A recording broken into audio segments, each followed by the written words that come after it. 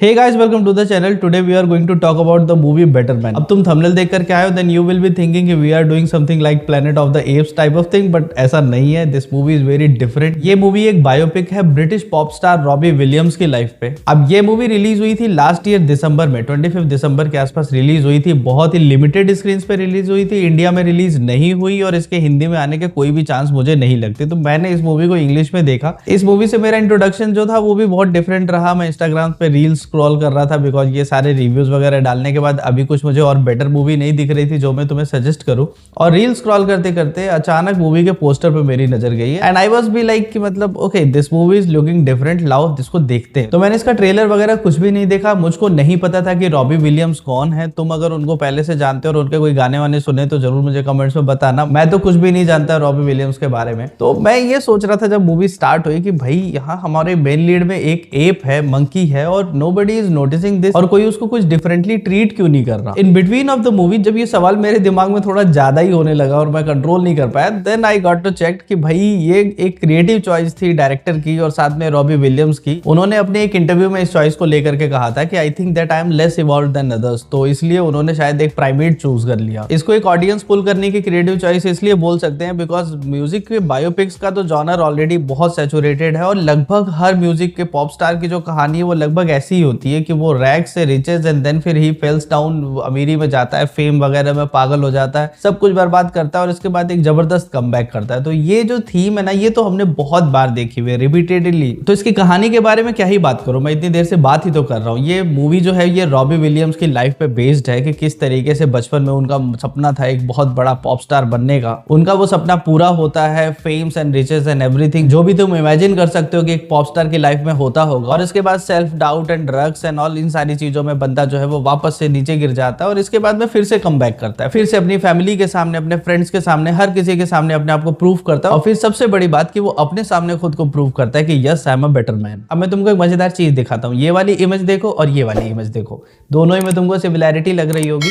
तो ये वाली जो तुम्हें दिख रही है ये रॉबी विलियम्स के एल्बम का कवर है और ये वाली जो है ये इस मूवी का पोस्टर है. इस मूवी का टोटल रन टाइम है 2 घंटे 12 मिनट का और ये मूवी आर रेटेड है. इसमें बहुत स्ट्रॉन्ग लैंग्वेज का यूज किया गया है, ड्रग यूज वगैरह है और साथ में न्यूडिटी भी कई जगहों पे जो है वो फुल फ्रंटल फीमेल न्यूडिटी है. तो तुम इसको अपनी फैमिली के साथ में नहीं देख सकते. बट आई मस्ट से कि it was a surprisingly good watch. मैंने तो भाई इस मूवी को थ्रू आउट एंजॉय किया, बहुत एंजॉय किया. सबसे पहले अगर एक्टिंग परफॉर्मेंसेस के बारे में बात करूं तो जो हमारा मेन लीड है वो खुद ही एक सीजीआई कैरेक्टर है, वो मंकी है. तो तुम कितना एक्सपेक्ट कर सकते हो कि उसके चेहरे पे एक्सप्रेशन आएंगे.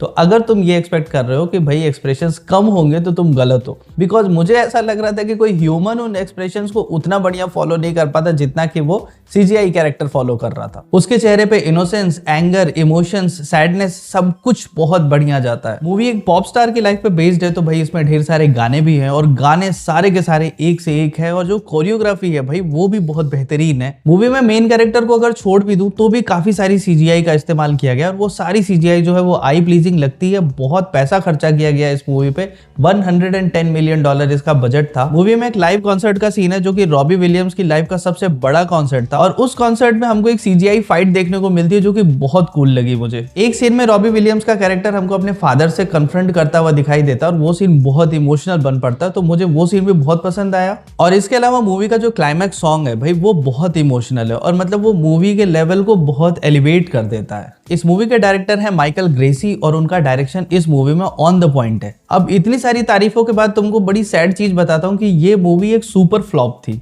बिकॉज ये क्रिसमस के टाइम में अमेरिका में रिलीज हुई थी और रॉबी विलियम्स को अमेरिका में बहुत कम लोग जानते थे और स्पेशली जब उन्होंने ये देखा ट्रेलर में कि भाई जो मेन लीड है वो एक प्राइमेट या एप है तो उनको लगा कि ये कोई वियर्ड साईफाई जैसी मूवी होगी. तो इसलिए ऑडियंस इस मूवी को देखने ही नहीं गई. तो $110 मिलियन के बजट में बनी ये मूवी केवल बॉक्स ऑफिस पे $20 मिलियन कमा पाई. और आई एम डैम श्योर कि ये मूवी अगले कुछ सालों में एक कल्ट क्लासिक बन जाएगी और लोग ये बात भूल जाएंगे कि ये मूवी फ्लॉप थी. इस मूवी का IMDb पे स्कोर है 7.6 का और मैं इस मूवी को देख करके सच बता रहा हूँ बहुत खुश हुआ हूँ. ये इस टाइप की मूवी है जिसको तुम रीवॉच कर सकते हो, दोबारा देख सकते हो और जितनी बार इसको दोबारा देखोगे मुझे जहां तक लगता है कि एक्सपीरियंस जो है वो ज्यादा बेटर होता चला जाएगा. मैं बहुत सारी मूवीज के रिव्यू करता हूँ, तुम देखते हो, और रेटिंग करने में मैं बहुत कंजूसी करता हूँ. मतलब मुझको ये रहता है ना कि कहीं मैं किसी मूवी को जरूरत से ज्यादा रेट कर दूंगा तो लोग बोलेंगे कि भाई क्या ही तेरा टेस्ट है. ऐसा नहीं है कि मूवी में कमियां नहीं है, बट हम मूवी क्यों देखते हैं, जैसे कि हमारे चेहरे पे एक स्माइल आए, हमारा दिमाग जो है वो बढ़िया खुश हो जाए। और पिछले कुछ टाइम से जो मैं बैक टू बैक 8 मूवीज देख रहा था, तो उसके बाद ये मूवी मेरे लिए एक बहुत बढ़िया डिटॉक्स थी, मेरे दिमाग को एक अलग जॉनर में लेके गई। तो इस मूवी को मैं रेट कर रहा हूँ 4.5 आउट ऑफ 5, और ये रेटिंग जो है वो मैं एज ए क्रिटिक नहीं दे रहा हूँ। 4.5 देने का ये मतलब हुआ कि समझो कि मैं किसी दोस्त को ये बात रिकमेंड कर रहा हूँ कि भाई ये तुमको मूवी जरूर देखनी चाहिए। तो एज ए फ्रेंड मैं तुमको ये कह रहा हूँ कि अगर तुम्हारा म्यूजिकल बायोपिक्स में जरा भी इंटरेस्ट है ना, तो डोंट मिस दिस मूवी। बाकी इस वीडियो को यहाँ तक देखने के लिए थैंक यू सो मच। अगर इसका रिटर्न रिव्यू पढ़ना चाहोगे तो लेटर बॉक्स पे चले जाना, या फिर चले जाना इंस्टाग्राम पे, फॉलो कर लेना, चैनल को सब्सक्राइब कर लेना ताकि मिले अगले वीडियो में। Thank you so much again and bye bye.